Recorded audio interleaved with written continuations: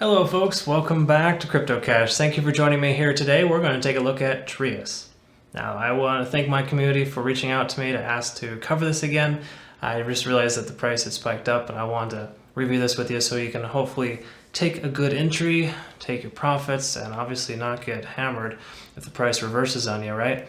So we're just going to take a look at that and just know I'm not a financial advisor. I am essentially here to provide you with good education, things that have worked really well for me. Just always ensure you do your own research. Also, be sure to join our Telegram community. I am also available on Twitter if you'd like to reach out. Links are in the description below. There's also $25 worth of free Bitcoin from Voyager application. Let's get to it. All right, folks, let's go ahead and take a look at Trias. What we're going to do is we're just going to take a quick peek at Bitcoin first so we can kind of see how the two correlate, and then obviously dive deeper into the charts for Trias. And we'll start with the one-day chart, 4-hour, and then 15-minute, and so on, just to essentially identify all the right entry points so you understand and you can make an informed decision. Okay, so let's take a look at the price action here. First things first, just a note, this is the one-day chart. We'll go ahead and look at Bitcoin here in a moment, but as you can see, the last major increase was here on the 15th, and I believe I covered it right in that range last, and it's done a lot since then, but it had a massive sell-off.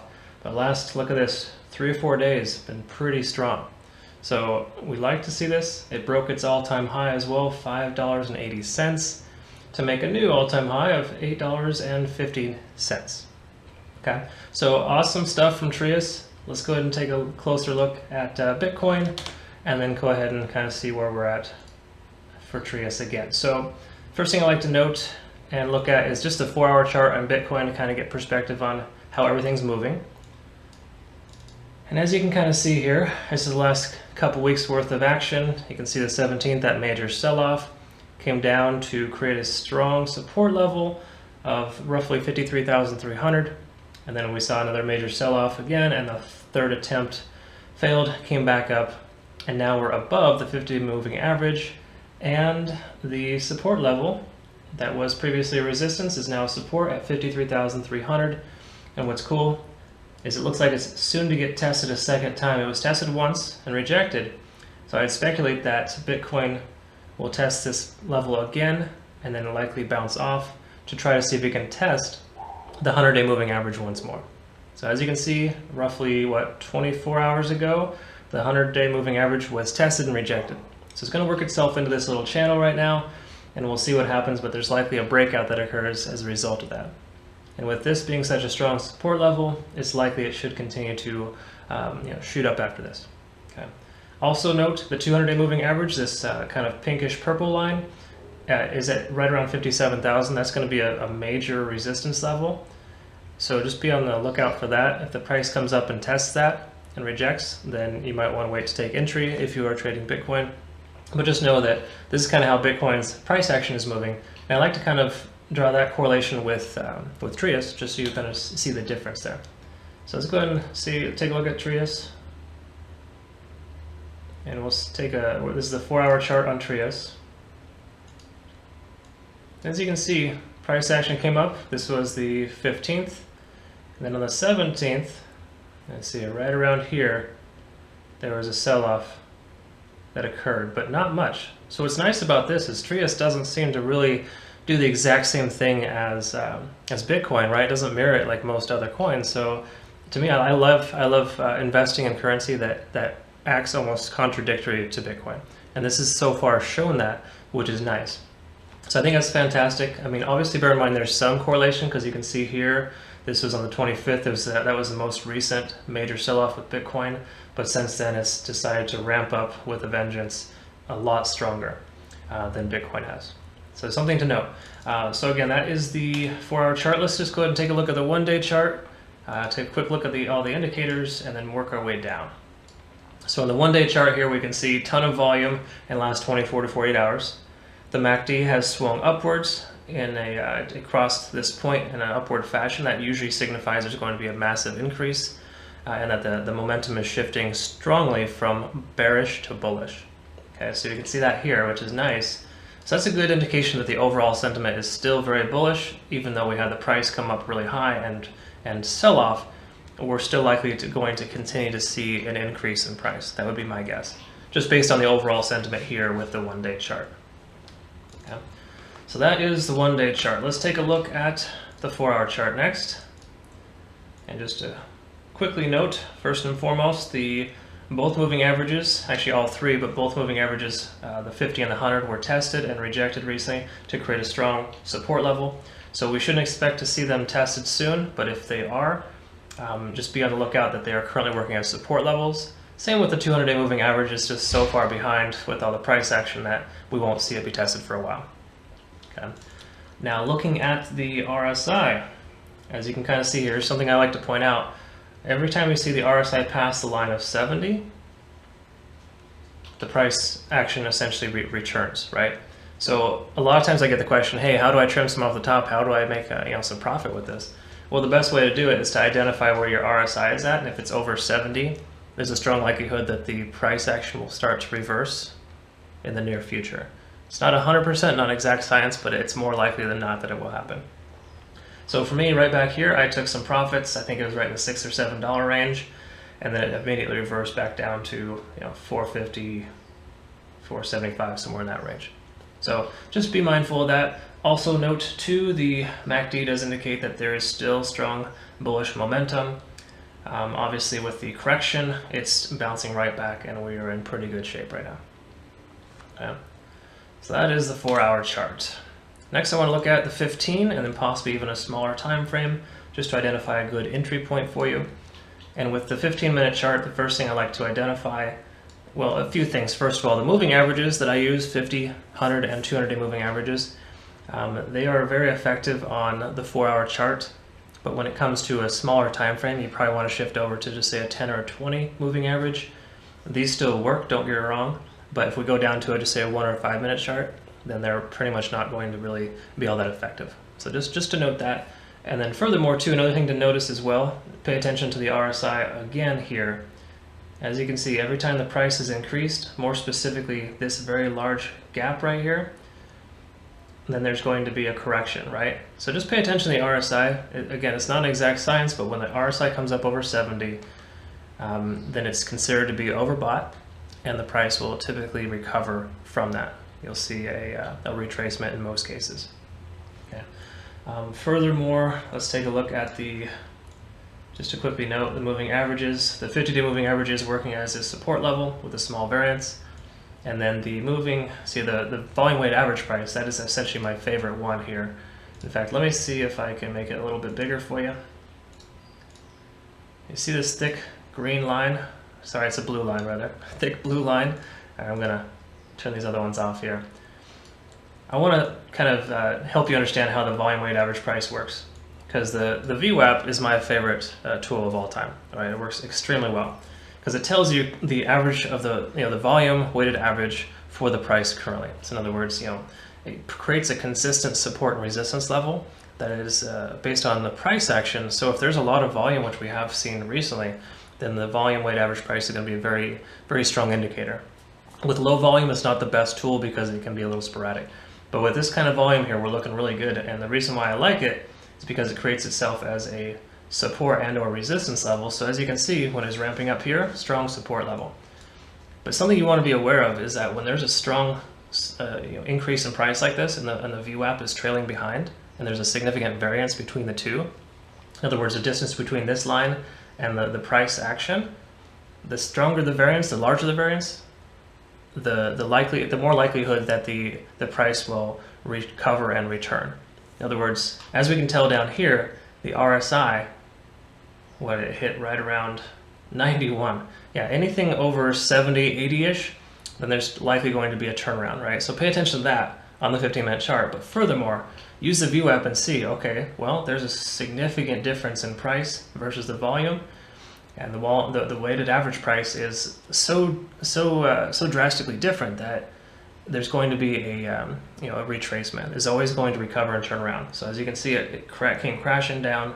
Thankfully, it didn't come super far down. We came only down to about $4.70, but it's just something to pay attention to, right? The VWAP is my favorite tool to use when trading. RSI and MACD are just like little added bonuses that kind of give you just a little heads up on things, whereas the volume weighted average price is essentially a day trader's or short-term swing trader's best friend.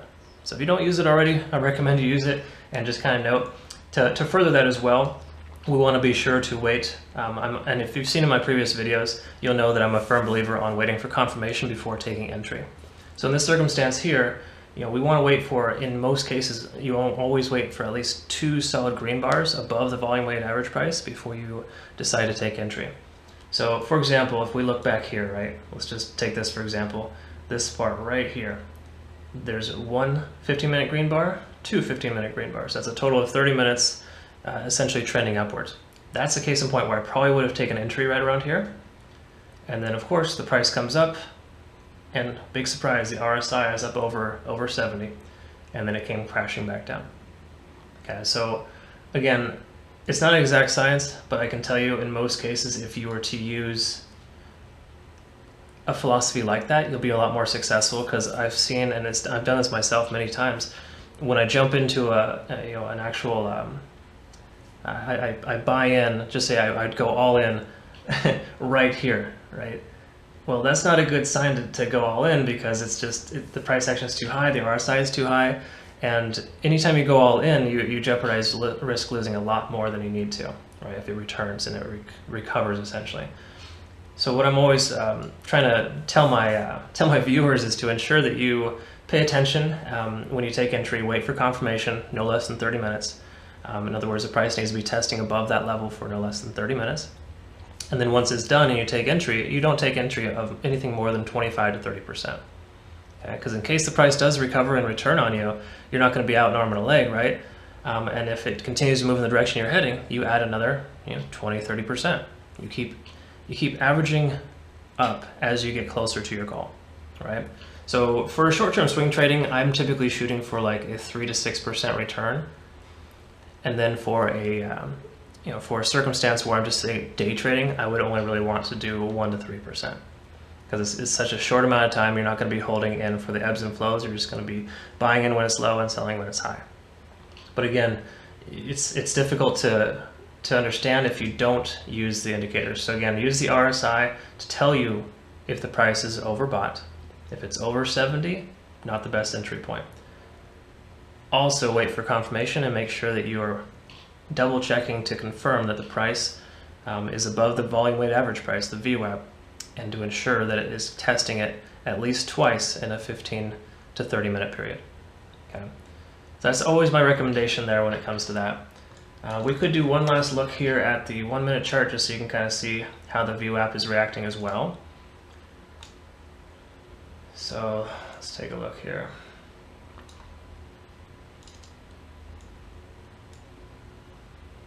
All right, so as you can see, price action comes up, catches back up to the VWAP. That significant variance here that you see, that's why the price comes back down, because when the price comes too high above the volume weighted average price, it's going to create a resistance line up here. You don't technically see it with this chart that I have here, because TradingView doesn't have the highs and lows for the volume weighted average price, but I can tell you that it is something that you need to know about. In fact, why don't we take a look at it here? Let me show you an example. So Tesla, do you see these pink lines right here? That's the volume weighted average price, high and low. And do you see how this low point right here is working as a consistent support level? That's what I mean by that variance. So when you see that significant variance in price, in other words, when the price gets so exaggerated past the VWAP line that it has to return and reject, that's what I'm referring to. Okay. So here in this example, we saw that significant difference there. The price had to correct itself, so we saw a retracement. Comes back up, significant difference in price to VWAP, and retracement. So there's a common trend there that happens consistently, and the important thing is just to kind of identify that. Again, it's not an exact science, but I can tell you that the VWAP increases your odds of being a much more successful trader by just kind of understanding the general concept of how it works. Okay, so unfortunately it doesn't have the highs and lows here on TradingView, which is my basically my main chart that I use for trading here. I think most of you do as well. But without that high and low, you want to pay attention to the variance and see how the price is essentially the difference in price to the actual line of the VWAP. All right. So if I were to take entry in this circumstance here, I would take a look at the 15-minute chart. I'd come back here and take a look at everything here. So first of all, the price is jumping up. The VWAP is catching up there. That's actually a good sign. And what I would do is I would consider waiting for the VWAP to be tested, because we got a red line. There's a little bit of retracement here. And I wait for the price action to calm down a little bit. So I'd wait roughly 30 minutes for the price action to slow down. And then if it tests the VWAP twice in a 30-minute period, closing 2 15-minute green bars, then that would be an indication for me to go long. Another thing I would note too is that there is a potential resistance level here at about 650. So this is another thing to be mindful of. If you take entry right here to say, for example, where it's at right now, it still has to pass this threshold of $6.50. So let's go ahead and mark that really quick.